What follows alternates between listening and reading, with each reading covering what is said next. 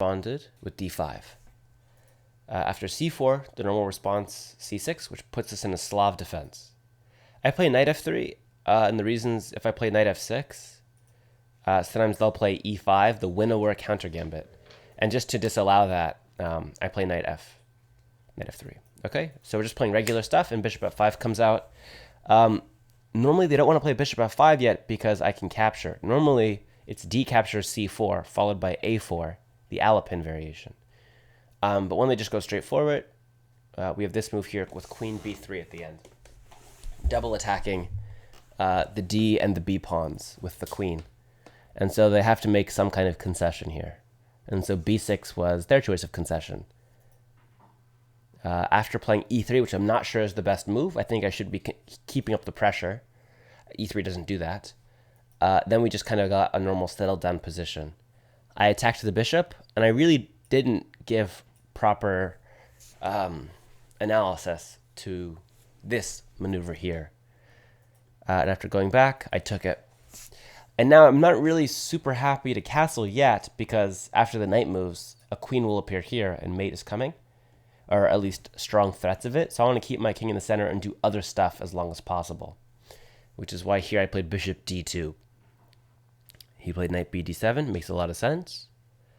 And here I played f3. And it was just basically, I just didn't know what to do. And here I spent, you can see, 6 seconds. I'd spent most of the time on the previous move, 26 seconds, figuring out what to do.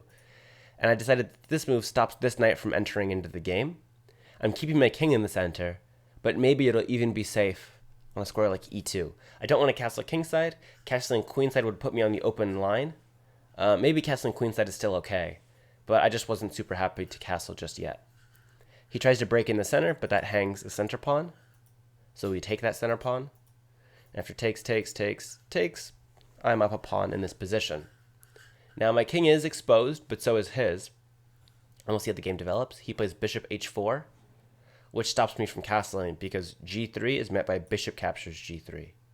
And if I take with the h-pawn, rook takes here, and I would lose the other rook as well. So I just moved my king. So I lost castling, but at least my king's a little safer now. And in castling, he actually hung this pawn here.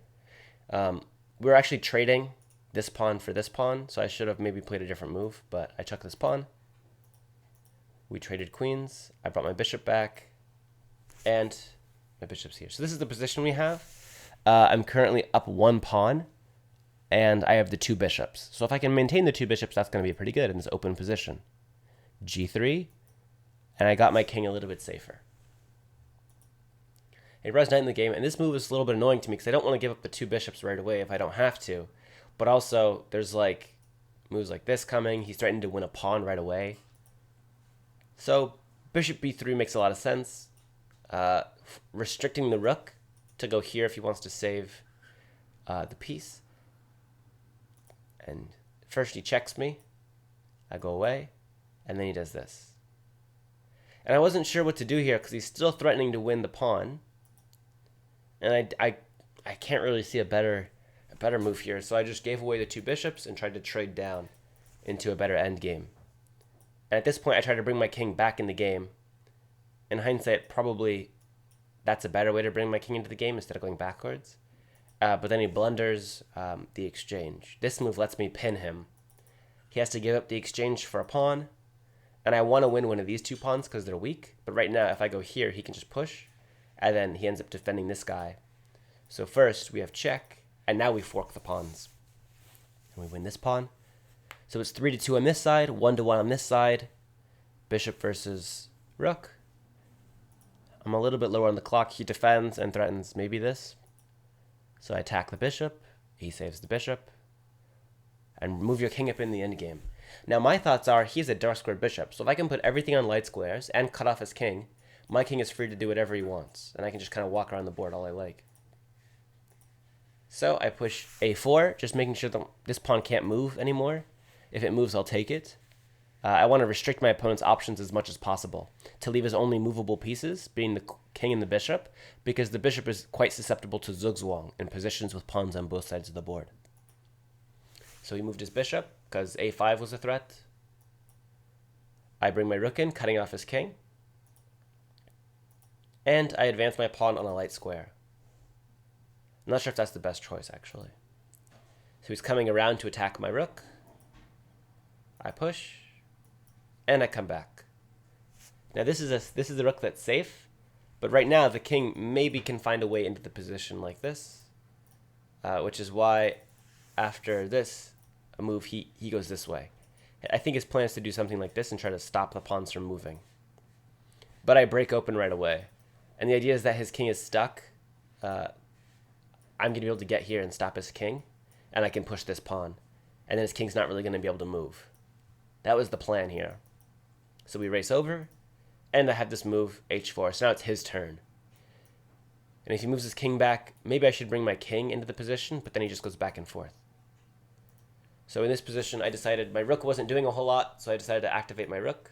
Of course, I'm doing so on light squares, so that he can't really stop me.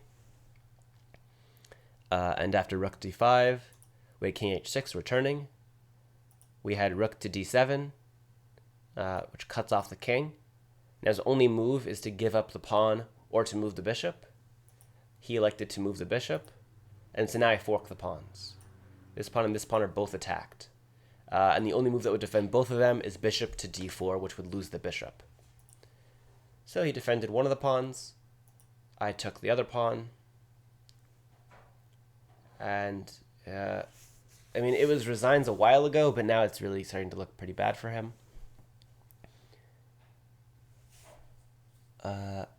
And after rook captures b6, which I played in the game. Sorry, my computer's being a little slow at the moment. Yep, there we go. After rook b6, he played bishop a5, attacking my rook. I just moved my rook. And he has to save his bishop somewhere. And unfortunately, he put out on c7, which it falls victim to rook a7, which is a pin of the bishop to the king. The bishop can't move. The king cannot defend the bishop, so he loses the bishop. After which, some simple move, actually just pushing the pawn. It doesn't even matter if his king gets close to me, because I'll just do this, and it's game over. So that was kind of a fun game to play.